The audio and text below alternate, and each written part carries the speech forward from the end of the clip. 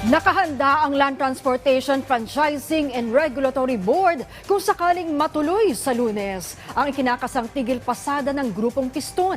Paliwanag pa ng ahensya, maaari pa rin namang pumasada ang mga traditional jeepney kahit na matapos na ang taon. May ulat si Rod Lagusan. Maaari pang pumasada ang mga traditional jeepney kahit na matapos na ang taon. Ito ang paglilinaw ng LTFRB kasunod ng banta ng ikakasang transport strike ng grupong Piston simula sa Lunes. Ito'y kaugnay pa rin sa issue ng December 31 deadline para sa consolidation, kaugnay ng Public Utility Vehicle Modernization Program. Ayon kay LTFRB Chairperson Teofilo Guadis III, kailangan lang makapagsumite ang mga operator at driver na nasa iisang ruta para sa kanilang consolidation bilang korporasyon o kooperatiba. Wala pong katotohanan na kailangan pong tapusin ang consolidation ng December 31. Ang hinihingi lang po namin sa kanila ay yung tinatawag na substantial compliance. Ibig sabihin, pag kayo po ay nag-file at compliance na po kayo, kahit hindi pa po tapos, ay considered na po kayong consolidated.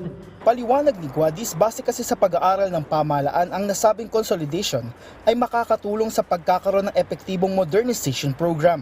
Kaugnay nito, kahit consolidated na, hindi nangangahulugan na papalitan na mga jeep. Ngunit kinakailangan lang na roadworthy pa din ito base sa requirement ng LTO. May 27 buwan o higit 2 taon ang palugit para sa modernization na pwedeng ma-extend depende sa sitwasyon na meron. Kaya pakiusap ng LTFRB, wag nang ituloy ang planong transport strike. Una na rin nakipag-ugnayan ng ahensya sa Piston para magkaroon ng kompromiso. Handa naman ng LTFRB sakaling ituloy ang tigil pasada tulad ng pagkakaroon ng libreng sakay. Ayon sa LTFRB, nasa 154,000 units ng PUJ ang target na makonsolidate. Nasa higit 19,000 units naman para sa UV Express sa buong bansa. Mula sa bilang na ito, nasa higit 95,000 units ng PUJ ang consolidated at nasa 13,000 naman pagdating sa UV Express. Para naman sa mga ayaw talaga sumunod dito at mapasun na ang December 31 deadline, para magkaroon kami ng specific guidelines on that, we will wait for the outcome of the OFG coming from the department. Ang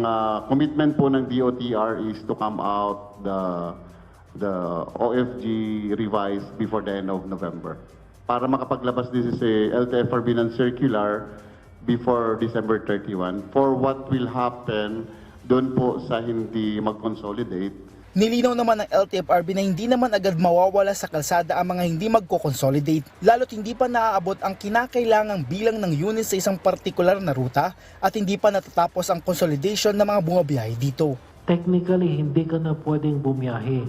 Pero to prevent a vacuum in certain areas, we will temporarily allow you hanggang hindi tapos ang consolidation. The moment na tapos na yun and they're able to fill up the vacuum, they will have to stop traversing the route. Ibig sabihin, hindi na po sila pwedeng bumiyahe. Binigyang diin naman na kinakailangang pasok sa Philippine National Standard ang mga unit sa ilalim ng PUB Modernization Program tulad ng pagkakaroon ng maayos na emission. Rod Lagusad, para sa Bayan.